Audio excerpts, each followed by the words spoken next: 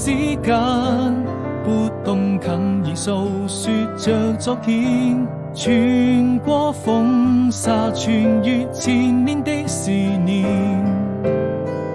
未來還有多遠，我們會在哪裡相見？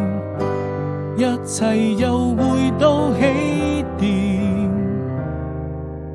我知道夜和白天已經越來越遠，你會用那些時光停留在這個瞬間，永遠記得你那張純真的笑臉。哪怕被風化成一片煙沙，在你耳邊卻多了一分牽掛。歲月啊，你一定是我今生最美的年華。